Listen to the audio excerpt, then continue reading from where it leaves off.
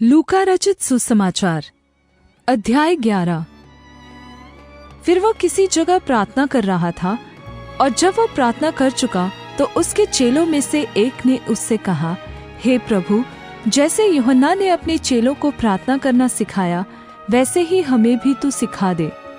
उसने उनसे कहा, जब तुम प्रार्थना करो तो कहो, हे पिता, तेरा नाम पवित्र माना जाए, तेरा राज्य आए, हमारी दिन भर की रोटी हर दिन हमें दिया कर, और हमारे पापों को क्षमा कर, क्योंकि हम भी अपने हर एक अपराधी को क्षमा करते हैं, और हमें परीक्षा में न ला। और उसने उनसे कहा, तुम में से कौन है कि उसका एक मित्र हो, और वह आधी रात को उसके पास जाकर उससे कहे, हे मित्र, मुझे 3 रोटियां दे, क्योंकि एक यात्री मित्र मेरे पास आया है, और उसके आगे रखने के लिए मेरे पास कुछ नहीं है। और वह भीतर से उत्तर देता कि मुझे दुख न दे, अब तो द्वार बंद है, और मेरे बालक मेरे पास बिछौने पर है, इसलिए मैं उठकर तुझे दे नहीं सकता। मैं तुमसे कहता हूँ, यदि उसका मित्र होने पर भी उसे उठकर न दे, फिर भी उसके लज्जा छोड़कर मांगने के कारण उसे जितनी आवश्यकता हो उतनी उठकर देगा। और मैं तुमसे कहता हूँ कि मांगो तो तुम्हें दिया जाएगा, ढूंढो तो तुम पाओगे, खटखटाओ तो तुम्हारे लिए खोला जाएगा। क्योंकि जो कोई मांगता है उसे मिलता है, और जो ढूंढता है वह पाता है, और जो खटखटाता है उसके लिए खोला जाएगा। तुम में से ऐसा कौन पिता होगा कि जब उसका पुत्र रोटी मांगे तो उसे पत्थर दे, या मछली मांगे तो मछली के बदले उसे सांप दे, या अंडा मांगे तो उसे बिच्छू दे? अतः जब तुम बुरे होकर अपने बच्चों को अच्छी वस्तुएं देना जानते हो, तो तुम्हारा स्वर्गीय पिता अपने मांगने वालों को पवित्र आत्मा क्यों न देगा। फिर उसने एक गूंगी दुष्टात्मा को निकाला। जब दुष्टात्मा निकल गई तो गूंगा बोलने लगा, और लोगों ने अचंबा किया, परंतु उनमें से कितनों ने कहा, यह तो दुष्टात्माओं के प्रधान शैतान की सहायता से दुष्टात्माओं को निकालता है। औरों ने उसकी परीक्षा करने के लिए उससे आकाश का एक चिन्ह मांगा, परंतु उसने उनके मन की बातें जानकर उनसे कहा, जिस जिस राज्य में फूट होती है वह राज्य उजड़ जाता है, और जिस घर में फूट होती है वह नाश हो जाता है। और यदि शैतान अपना ही विरोधी हो जाए तो उसका राज्य कैसे बना रहेगा? क्योंकि तुम मेरे विषय में तो कहते हो कि यह शैतान की सहायता से दुष्टात्मा निकालता है। भला यदि मैं शैतान की सहायता से दुष्टात्माओं को निकालता हूँ, तो तुम्हारी संतान किसकी सहायता से निकालते हैं? इसलिए वे ही तुम्हारा न्याय चुकाएंगे। परंतु यदि मैं परमेश्वर की सामर्थ्य से दुष्टात्माओं को निकालता हूँ, तो परमेश्वर का राज्य तुम्हारे पास आ पहुँचा। जब बलवंत मनुष्य हथियार बांधे हुए अपने घर की रखवाली करता है, तो उसकी संपत्ति बची रहती है। पर जब उससे बढ़कर कोई और बलवंत चढ़ाई करके उसे जीत लेता है, तो उसके वे हथियार जिन पर उसका भरोसा था छीन लेता है, और उसकी संपत्ति लूट कर बांट देता है। जो मेरे साथ नहीं वह मेरे विरोध में है, और जो मेरे साथ नहीं बटोरता वह बिखेरता है। जब अशुद्ध आत्मा मनुष्य में से निकल जाती है, तो सूखी जगहों में विश्राम ढूंढती फिरती है, और जब नहीं पाती तो कहती है कि मैं अपने उसी घर में जहाँ से निकली थी लौट जाऊंगी, और आकर उसे झाड़ा बुहारा और सजा सजाया पाती है।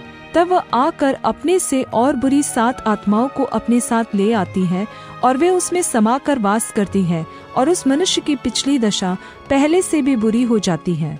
जब वह ये बातें कह ही रहा था, तो भीड़ में से किसी स्त्री ने ऊंचे शब्द से कहा, धन्य है वह गर्भ जिसमें तू रहा, और वे स्तन जो तूने चूसे।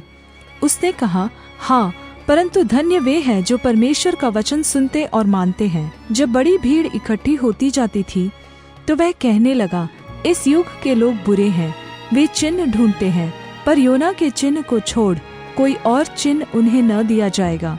जैसा योना निनवे के लोगों के लिए चिन्ह ठहरा, वैसा ही मनुष्य का पुत्र भी इस युग के लोगों के लिए ठहरेगा।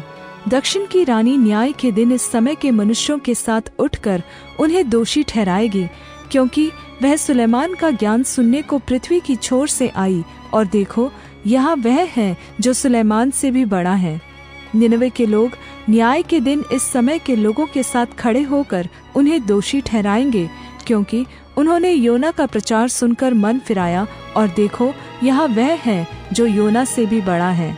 कोई मनुष्य दिया जला के तलघर में या पैमाने के नीचे नहीं रखता, परंतु दीवट पर रखता है, कि भीतर आने वाले उजियाला पाए। तेरे शरीर का दिया तेरी आँख है। इसलिए जब तेरी आँख निर्मल है तो तेरा सारा शरीर भी उजियाला है, परंतु जब वह बुरी है तो तेरा शरीर भी अंधेरा है। इसलिए सावधान रहना कि जो उजियाला तुझ में है वह अंधेरा न हो जाए। इसलिए यदि तेरा सारा शरीर उजियाला हो और उसका कोई भाग अंधेरा न रहे, तो सब का सब ऐसा उजियाला होगा जैसा उस समय होता है जब दिया अपनी चमक से तुझे उजाला देता है। जब वह बातें कर रहा था तो किसी फरीसी ने उससे विनती की कि मेरे यहाँ भोजन कर, और वह भीतर जाकर भोजन करने बैठा। फरीसी ने यह देखकर अचंभा किया कि उसने भोजन करने से पहले हाथ पैर नहीं धोए। प्रभु ने उससे कहा, हे फरीसियों, तुम कटोरे और थाली को ऊपर ऊपर तो मांजते हो, परंतु तुम्हारे भीतर अंधेर और दुष्टता भरी है। हे निर्बुद्धियों, जिसने बाहर का भाग बनाया, क्या उसने भीतर का भाग नहीं बनाया? परंतु हाँ, भीतर वाली वस्तुओं को दान कर दो, तब सब कुछ तुम्हारे लिए शुद्ध हो जाएगा।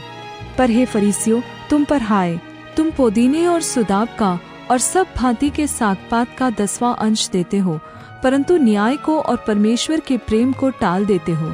चाहिए तो था कि इन्हें भी करते रहते और उन्हें भी न छोड़ते। हे फरीसियों, तुम पर हाय, तुम आराधनालयों में मुख्य मुख्य आसन और बाजारों में नमस्कार चाहते हो। हाय तुम पर, क्योंकि तुम उन छिपी कब्रों के समान हो जिन पर लोग चलते हैं परंतु नहीं जानते। तब एक व्यवस्थापक ने उसको उत्तर दिया, हे गुरु, इन बातों के कहने से तू हमारी निंदा करता है। उसने कहा, हे व्यवस्थापकों, तुम पर भी हाय, तुम ऐसे बोझ जिनको उठाना कठिन है मनुष्यों पर लादते हो, परंतु तुम आप उन बोझों को अपनी एक उंगली से भी नहीं छूते। हाय तुम पर, तुम उन भविष्यद्वक्ताओं की कब्रें बनाते हो जिन्हें तुम्हारे पूर्वजों ने मार डाला था। अतः तुम गवाह हो और अपने पूर्वजों के कामों से सहमत हो, क्योंकि उन्होंने तो उन्हें मार डाला और तुम उनकी कब्रें बनाते हो। इसलिए परमेश्वर की बुद्धि ने भी कहा है कि मैं उनके पास भविष्यद्वक्ताओं और प्रेरितों को भेजूंगी, और वे उनमें से कितनों को मार डालेंगे और कितनों को सताएंगे, ताकि जितने भविष्यद्वक्ताओं का लहू जगत की उत्पत्ति से बहाया गया है, सबका लेखा इस युग के लोगों से लिया जाए। हाबिल की हत्या से लेकर जकरिया की हत्या तक, जो वेदी और मंदिर के बीच में मारा गया, मैं तुमसे सच कहता हूँ, उसका लेखा इसी समय के लोगों से लिया जाएगा। हाय तुम व्यवस्थापकों पर कि तुमने ज्ञान की कुंजी ले तो ली, परंतु तुमने आप ही प्रवेश नहीं किया और प्रवेश करने वालों को भी रोक दिया। जब वह वहां से निकला तो शास्त्री और फरीसी बहुत पीछे पड़ गए और छेड़ने लगे कि वह बहुत सी बातों की चर्चा करे और उसकी घात में लगे रहे कि उसके मुंह की कोई बात पकड़े।